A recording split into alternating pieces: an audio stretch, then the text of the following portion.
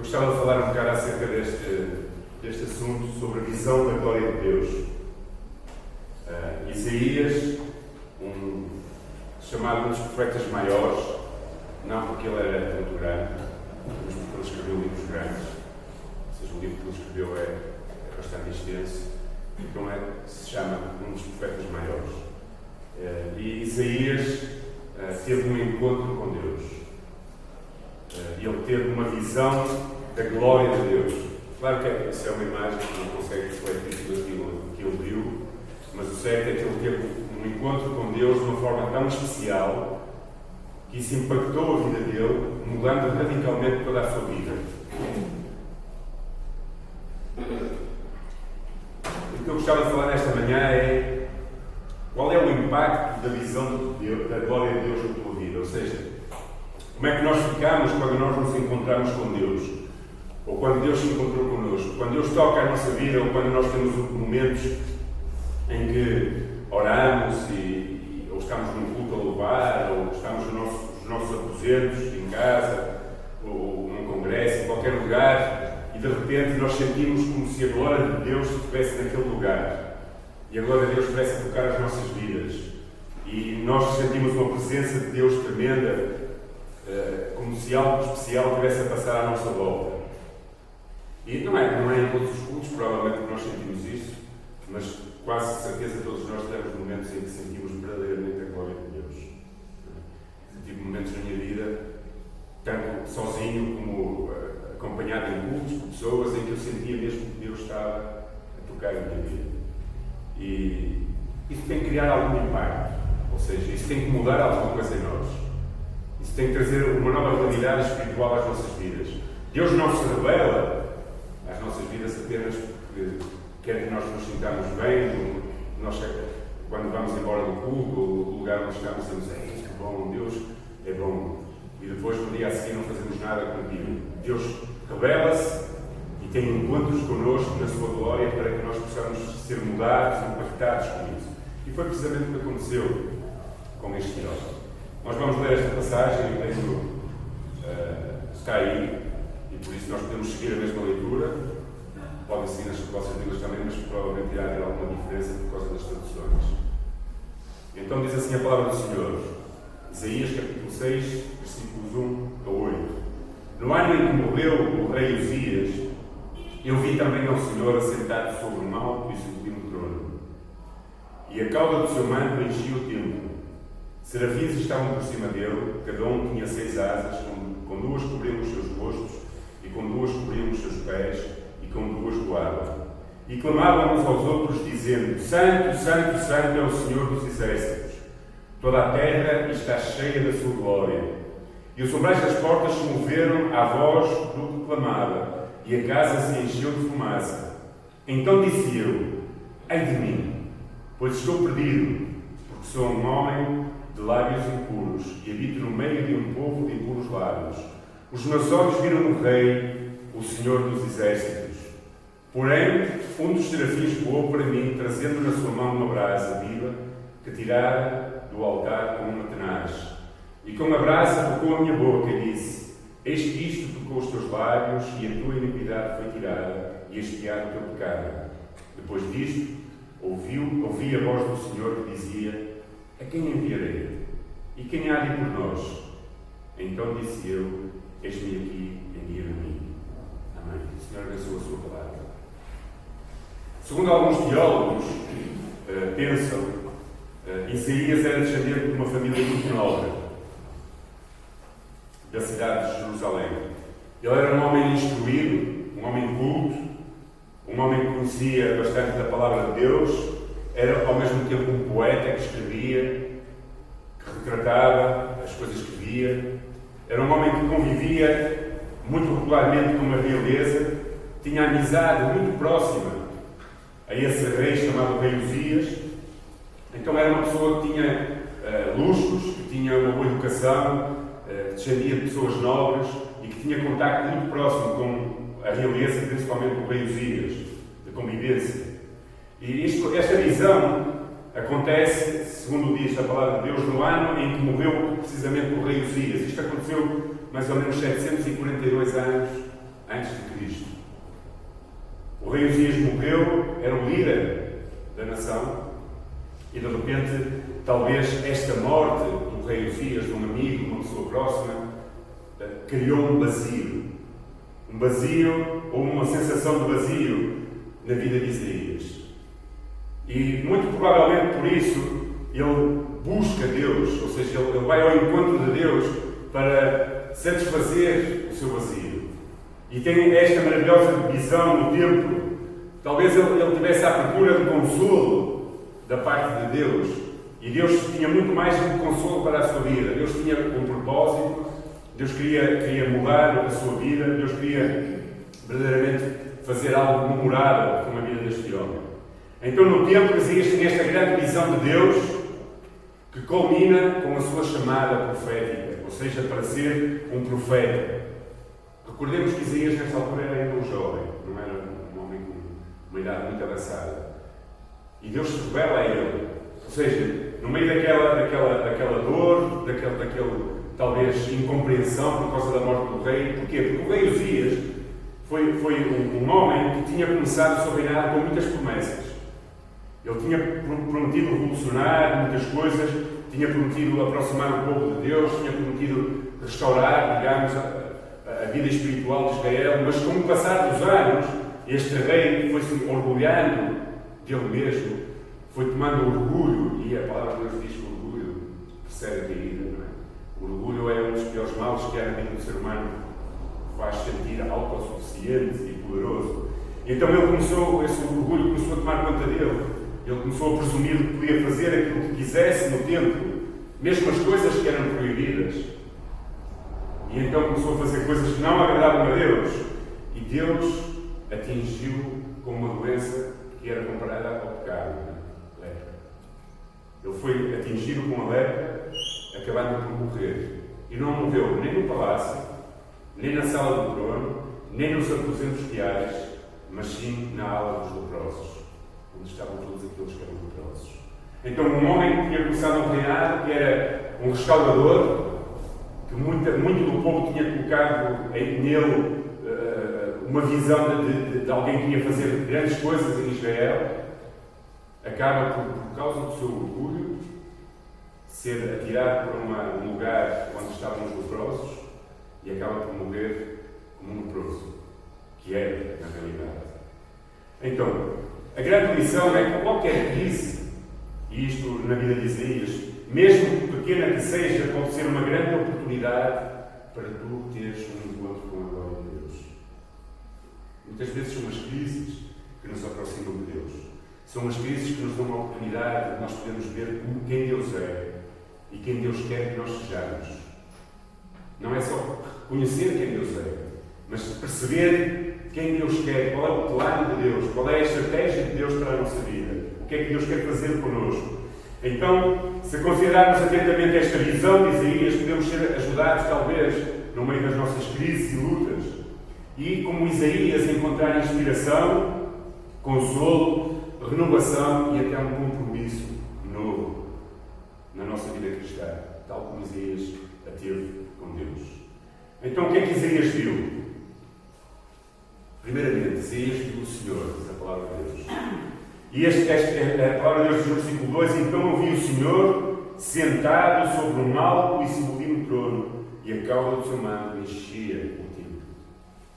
Neste momento em que Isaías provavelmente está à procura de consolo para a morte do seu amigo Uzias, e por o vazio que tudo aquilo deixou, ele encontra com o Senhor e tem um momento de reverência, de reconhecimento de quem Deus é. Ou seja, na realidade, Isaías nunca tinha visto Deus. Era a primeira vez que ele percebia quem Deus era, porque ele ouviu Deus, ouviu a glória de Deus. Mas nunca tinha tido um encontro desta maneira com Deus. Então, Deus prepara todas as coisas neste cenário. E a primeira delas é que ele precisava de ver Deus.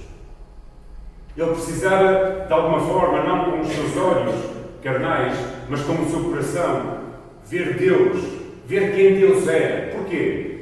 Porque ele, à imagem de todo o povo de Israel, tinha colocado toda a sua confiança num rei que era visível. Eu sei se vocês sabem, ou a maioria de vocês sabem, que Israel, durante muitos anos, não teve reis. Deus levantava juízes e profetas que governavam o povo. Mas Israel quis ser igual aos outros povos à sua volta. Então começaram a reclamar com Deus que queriam reis. E Deus cansou-se tanto daquela teimosia tão grande de Israel que ao final levantou reis. Não é? E o primeiro foi Saúl, depois Davi e Salomão e por aí fora. Não é? Então, porquê? Porque eles queriam confiar em alguém que trouxesse, alguém visível, em que trouxesse direção e que eles pudessem ter confiança.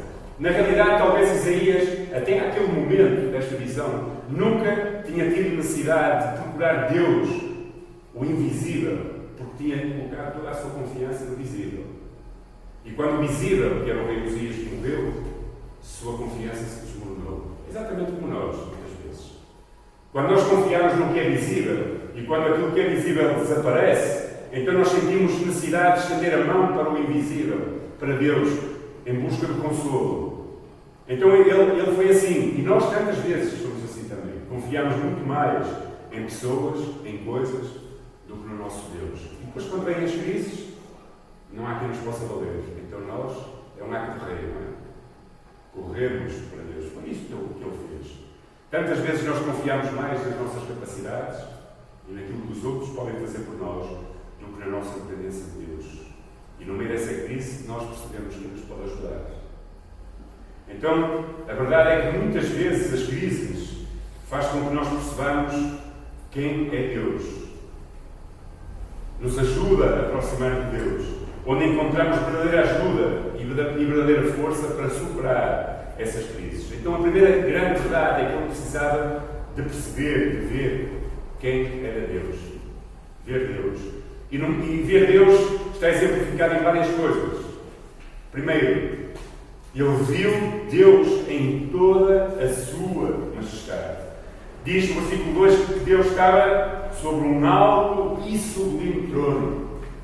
Ou seja, Deus estava no lugar máximo. Até há palavras que dizem que os céus são no trono de Deus e a terra os estrados dos seus pés.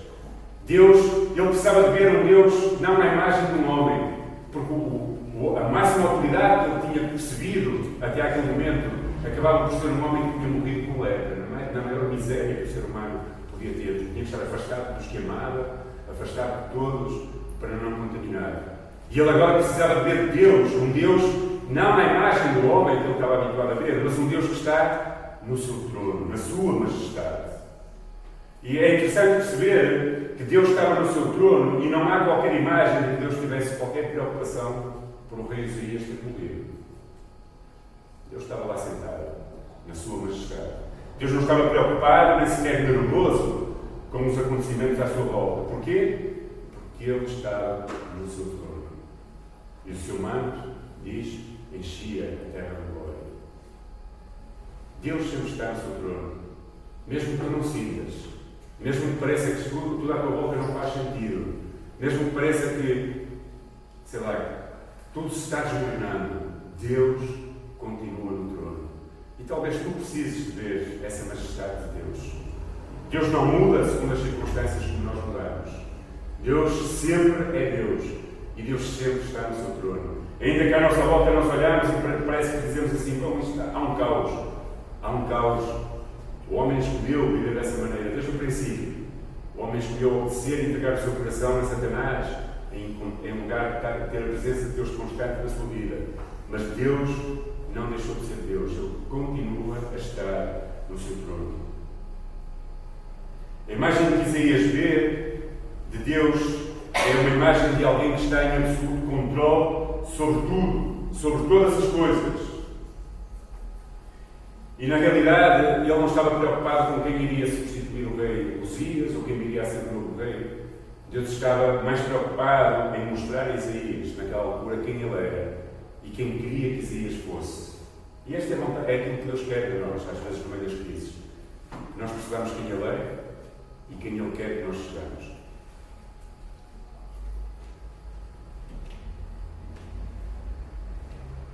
Deus mostrou a sua soberania, o seu controle sobre todas as coisas. E na realidade, vamos dizer, talvez alguns de vocês já tenham experimentado, não há nada melhor para descansar as nossas ansiedades, os nossos problemas, os nossos medos, os nossos sofrimentos, do que aos pés da majestade do nosso Deus. Saber que Ele tem tudo sob o controle, mesmo quando nós não percebemos, mesmo quando nós não vemos. Então, a majestade leva-nos ao segundo ponto. Ele viu Deus no seu poder, porque a majestade tem poder. O versículo 3 diz: eles diziam em alta voz, os serafins, não é? Os serafins não eram os nossos amigos serafins, não é? São anjos.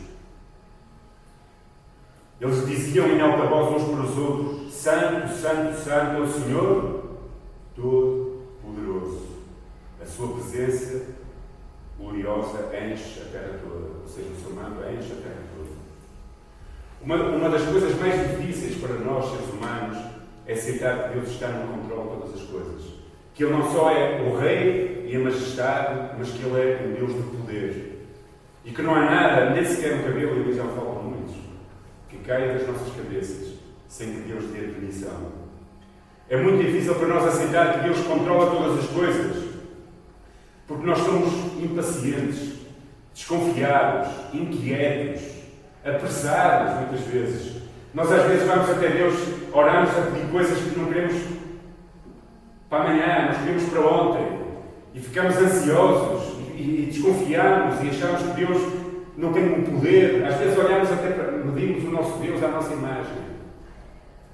Às vezes olhamos, é interessante, muitas pessoas leem a Bíblia e dizem assim: mas naquele tempo Deus tinha poder para fazer. Deus é o mesmo ontem, hoje e para sempre. Os homens é que podem mudar. E o problema não está em que aqueles homens eram mais poderosos ou menos poderosos que nós. O problema está em que aqueles homens talvez confiassem muito mais no poder de Deus do que nós confiamos hoje. Talvez aqueles homens vivessem muito mais na dependência de Deus do que nós vivemos hoje. Então, a importância de nós vermos Deus no seu poder. Aí nós podemos desconfiar. Ou seja, nós podemos, ao contrário, descansar e confiar no nosso Deus, na sua fidelidade, sabendo, como nos pequenos grupos esta semana, na sexta-feira não estivemos aqui, mas estivemos em Santana, falámos já no texto de 2 Timóteo 2, 13, que dizia: ainda que nós sejamos infiéis, Ele sempre permanece fiel. Porquê? Porque Deus não se pode negar a si mesmo. Deus é um Deus de poder, mesmo quando tu não consegues compreender isso. Então o segredo é descansar olhando para Cristo, olhando para Deus, olhando para a sua glória, para a sua majestade e para o seu poder. Então ele viu Deus na sua majestade, na sua glória majestosa, e viu Deus também no seu poder, aquele que é todo poderoso. E também eles diziam: Santo, Santo, Santo. 3 vezes Santo, Santíssimo. E ele viu Deus na sua santidade. Na realidade, o que este cântico que os serafins faziam mostram que temos um Deus Santíssimo. Esta é uma grande revelação do caráter de Deus, da sua santidade. Porque a ideia básica de santidade é separação. Sabe o que significa separado? E Deus está separado acima de toda a criação. Acima de tudo. Deus é majestoso e poderoso, mas é separado de tudo. Ou seja, Deus é um Deus que não pode ser confundido com aquilo que Ele criou. E Ele nem sequer se deixa contaminar por a própria criação que está caída. Então Ele é 3 vezes santo, santíssimo. Então nós precisamos ter isto no coração. Deus é um Deus santo. Não há outro tão grande como Ele, tão majestoso, tão poderoso, nem tão santo. Na realidade, não há outro que possa se manter fiel mesmo quando nós somos infiéis. E não há outro que consiga perdoar-nos mesmo quando nós falhamos. Mas uma coisa nós devemos ter a certeza é que, de alguma forma, o nosso pecado sempre vai interceder e ofender Deus. Sempre vai interceder e ofender Deus.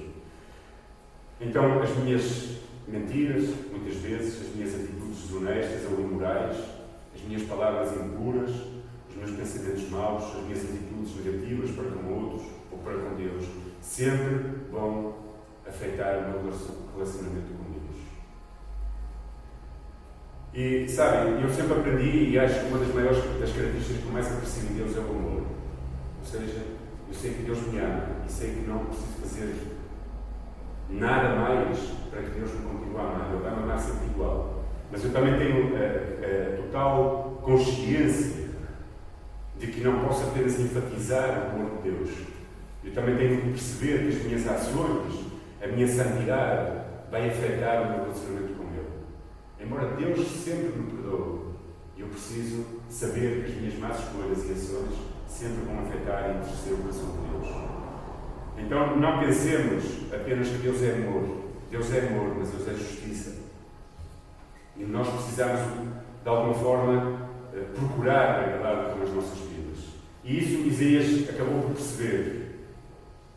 Então, na realidade, ao ver a glória de Deus, na sua majestade, no seu poder e na sua santidade, Isaías percebeu também quem ele era. Ele não só viu quem Deus era, mas diante de toda aquela glória, ele percebeu quem ele era. E isso impactou a sua vida. E leva-nos ao segundo ponto da mensagem. Foi que Isaías viu o seu pecado. É impossível nós, verdadeiramente, procurarmos Deus com todo o nosso coração, com toda a nossa força, com todo o nosso desejo, e quando encontramos Deus nesse ato, passar indiferente a perceber quem nós somos. E quando Isaías tem esse encontro com a glória de Deus, a majestade de Deus, com o poder de Deus, com a santidade de Deus, ele diz isto: então disse eu, ai de mim, pois estou perdido, porque sou um homem de lábios impuros, e habito no meio de um povo de impuros lábios. Os meus olhos viram o Rei, o Senhor dos Exércitos. Foi um tempo de arrependimento. Isaías viu o seu pecado, viu quem ele era. Na realidade, Isaías percebeu quem ele era. E nós, às vezes, também temos que perceber quem nós somos. E quando nós percebemos quem Deus é, então a reação natural é, depois de contemplar a santidade de Deus, é arrepender-nos dos nossos pecados.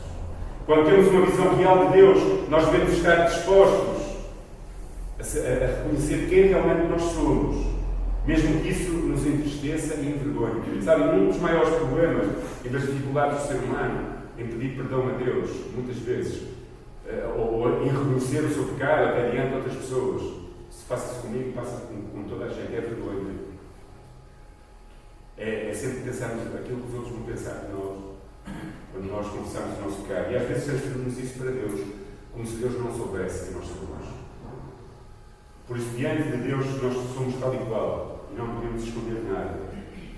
Deus lida melhor com o nosso pecado do que com a nossa hipocrisia. E às vezes eu, tu, nós, arrastamos isso, esse peso em cima de nós que nos impede de percorrer a carreira que temos proposto diante de nós com total liberdade. Então, a reação natural, depois de contemplar a santidade de Deus, é cair aos pés de Deus e dizer: eu sou pecador. Eu sou pecador. E sabem qual é uma coisa interessante? É esta segunda coisa que eu tenho aí. Isaías mencionou o seu próprio pecado antes de mencionar o pecado dos seus compatriotas. Ele diz: ai de mim, que estou perdido, porque sou homem de lábios impuros. E só depois é que disse: e habito no meio do povo dos lábios. A nossa tendência é olhar muito mais rápido para os outros do que para nós mesmos. Nós, às vezes, somos rápidos a condenar as outras pessoas pelas suas obras e ações e muito mais demorados em compreender quem nós somos. Mas a primeira coisa que Isaías faz ao contemplar a glória de Deus e a sua majestade, o seu poder, a sua santidade, é olhar para Ele mesmo. É quase como tu estás, se calhar, a ouvir uma mensagem ou a ler uma palavra de Deus e estás a dizer: esta palavra era mesmo boa para aquela pessoa. Nunca vos aconteceu isso? Provavelmente já. Porque isso é uma tendência humana. Não é? Até eu, às vezes, estou a pregar e estou a pensar: realmente eu gostava de conhecer aqui aquela pessoa. Não é? Eu penso para mim. E já estou quase a querer dizer que aquela pessoa é conhecida ou não. E as mensagens, primeiramente, são para mim. As que eu prego para vocês, primeiramente, são para mim. Então, na realidade, ele reconhece o seu pecado antes de mencionar qualquer pecado das outras pessoas. Isaías vê o seu próprio pecado e diz: eu sou um homem impuro, habito no meio de um povo impuro, mas eu sou um homem impuro. Então, quando você contempla a glória de Deus, você vê quem Ele é, o seu pecado aflora e nós percebemos quem nós somos. A sua vida fica como que nua, transparente, patente aos olhos de Deus. Na realidade, ela está sempre, mas quando você se aproxima de Deus para buscar consolo e tem esta experiência verdadeiramente de perceber quem Deus é, na sua glória, então tudo aquilo que você é aflora, e principalmente as suas imperfeições. Na realidade, Deus quer mostrar a sua glória a cada um de nós nesta manhã e cada dia. Mas nós devemos perceber quem nós somos, o nosso pecado, o que nos impede de viver os propósitos de Deus, aquilo que é preciso ser deixado para trás, abandonado, renunciado, porque ninguém pode servir a Deus como uma mochila pesada. Porquê? Porque o seu cristianismo começa a ser pesado, enfadonho, triste, desmotivante. A pessoa começa a não ter vontade de ir à igreja, começa a perder a vontade de orar, começa a perder a vontade de ler a palavra. Porquê? Porque está carregado de coisas dentro delas, quando podia chegar ao trono da graça de Deus e pedir perdão e libertar-se de tudo isso. A questão e a pergunta é: você está disposto, diante da glória de Deus, a ir aos seus pés e dizer: Deus, eu preciso que me ajudes a mudar isto na minha vida, para poder seguir melhor e para poder ter uma vida melhor diante de Ti? Porque isso é uma decisão nossa. Sabem, Deus não força ninguém. Deus é um cavalheiro. Deus não quer robôs. Não quer pessoas manipuladas através de tipo marionetes. Deus diz: eu estou aqui, eu quero amar-te, eu quero abençoar-te, eu quero perdoar-te, eu quero abraçar-te, eu quero que comece uma nova etapa na tua vida. Mas você e eu, cada um de nós, precisa de ir até Ele e dizer: eu quero, Senhor, ajuda-me, eu preciso de Ti. Isaías diz: ai de mim. Eu não sei o que é que você diz diante de Deus quando você contempla quem Deus é. Na realidade, essa ação de Isaías leva-la ao terceiro ponto. Isaías viu a sua purificação. E quando nós tomamos essa atitude de dizer: ai de mim, preciso de Ti, preciso da Tua ajuda, então Deus age nas nossas vidas. Versículo 6:7 diz: porém um dos serafins voou para mim, trazendo na sua mão uma brasa viva, que tirara do altar com uma tenaz, e com a brasa tocou a minha boca, e disse: eis que isto tocou os teus lábios, e a tua iniquidade foi tirada, e expiada o teu pecado. Foi um tempo de restauração para ele. É muito interessante isto. Na realidade, Deus não negou o pecado de Isaías, mas proveu uma solução.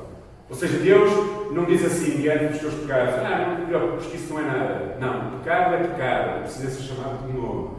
Mas Deus providencia a solução para o pecado. Já providenciou através de Jesus Cristo e da sua morte, não é?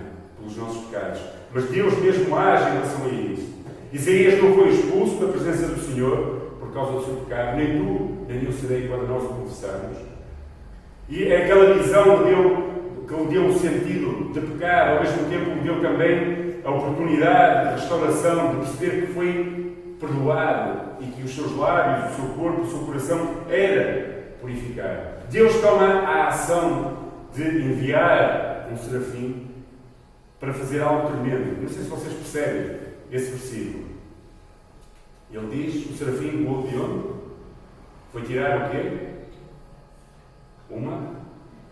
Aonde? O altar. Sabem o que era o altar naquele tempo? O que era um altar naquele tempo? O local de sacrifício. Era onde as pessoas punham os animais para serem expiados pelos pecados. Não é? Então o serafim vai àquele lugar, o lugar do sacrifício. A imagem, transpondo para a imagem de Jesus Cristo.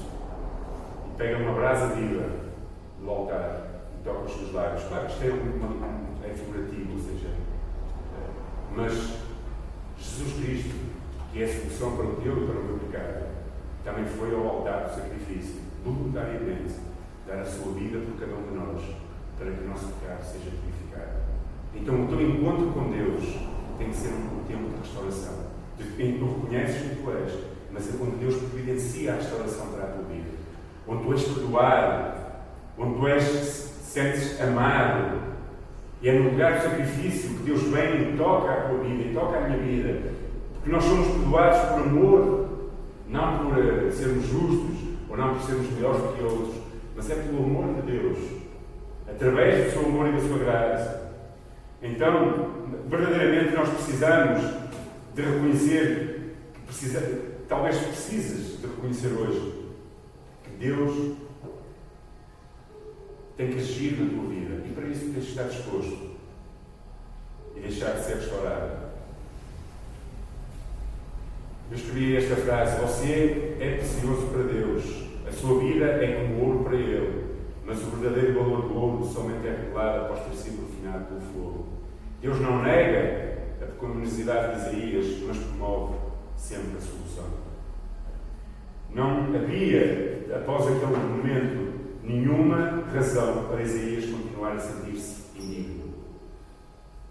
Quando tu e eu vamos à presença de Deus e somos perdoados, não há nenhuma razão para nos sentirmos mais indignos. O nosso pecado é perdoado. A palavra de Deus diz em 1 de João, primeira carta de João, capítulo 1, versículo 9, se nós confessarmos o nosso pecado, Ele é fiel e justo para perdoar e purificar-nos de todo o pecado. Então nós só precisamos de ir até Deus e pedir o perdão. O que é que tu vês quando te aproximas de Deus? O que é que Deus te mostra? Se você sente, tu sentes que precisas ser perdoado, então diz a Deus: Deus, eu preciso que tu toques a minha vida e que perdoes o meu pecado. E não desistir, deixar que Ele possa fazer. Na realidade, é isso que tantas vezes nós precisamos fazer na nossa vida. Porque pecar talvez seja o defeito mais comum de todo o ser humano. Nós estamos... É a nossa carne, a nossa natureza. A ação de pedir perdão e de nos aproximarmos de Deus talvez seja a maior virtude do ser humano. Porque sem perdão não há remissão de pecados. Então nós precisamos de ir até Deus e dizer: Senhor, eu não vou desistir.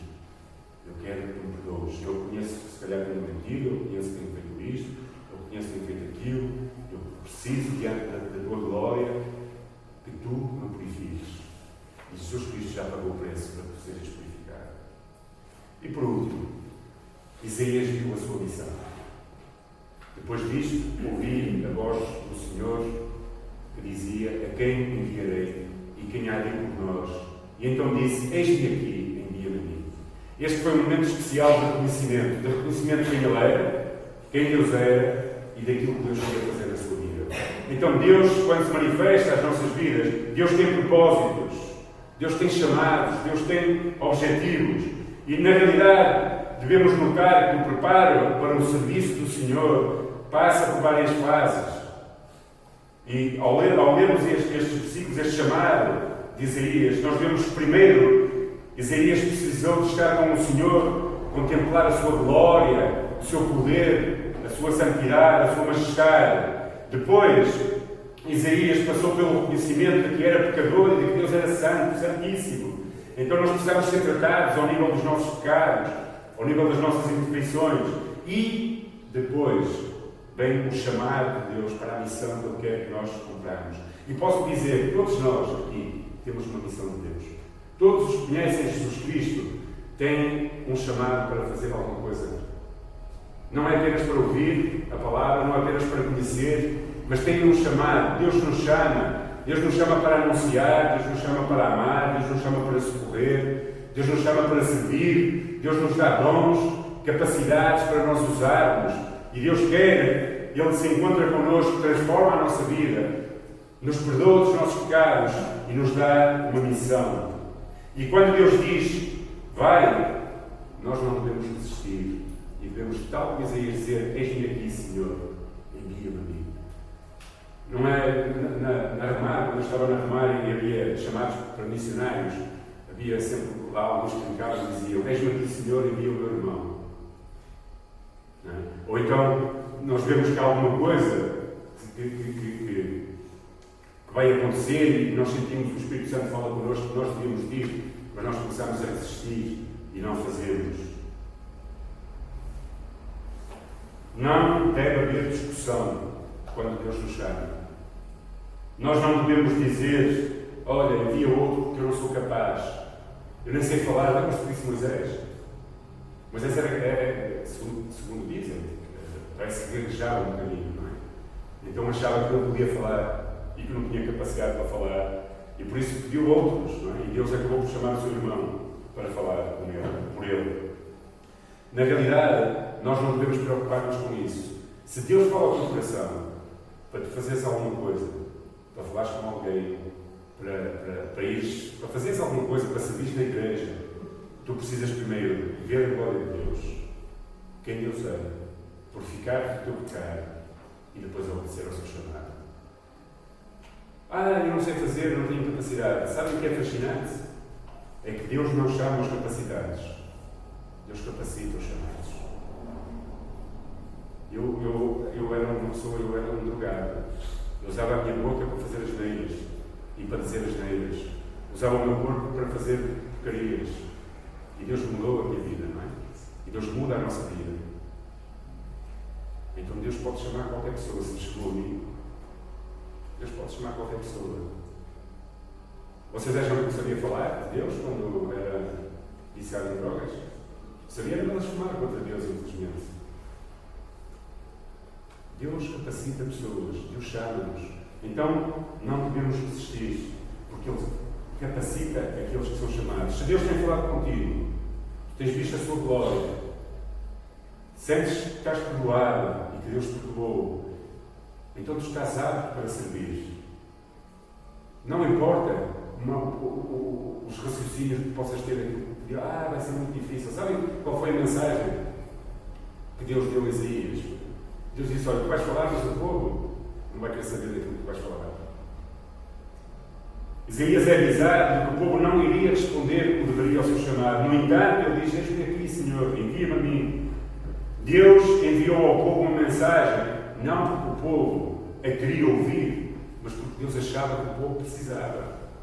E se Deus quiser usar a tua vida para tu abençoares outros, na igreja, fora da igreja, em qualquer lugar, não é porque as pessoas acham que precisam, mas é porque Deus acha que elas precisam. Então Deus te chama, porque na realidade Deus não vai enviar anjos. Deus poderia enviar anjos e eles fariam um serviço provavelmente muito melhor do que nós, como quando eram enviados muitas vezes, não é? À terra para fazer. Mas Deus decidiu escolher-te a ti, a mim, a cada um de nós. E não importa a idade. Isaías era um jovem naquela altura. Mas Deus também chamou a Abraão, e Abraão era um homem já quase 90 anos, não é? Um homem com muita idade.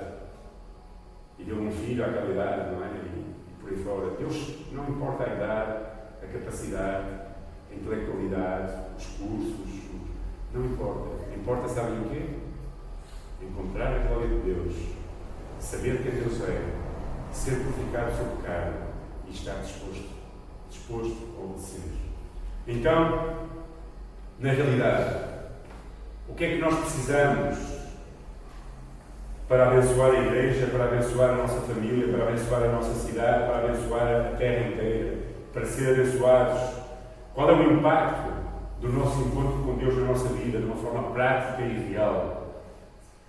Deus quer usar-nos, e para isso nós precisamos ter uma visão da santidade de Deus, de quem Deus é na sua santidade.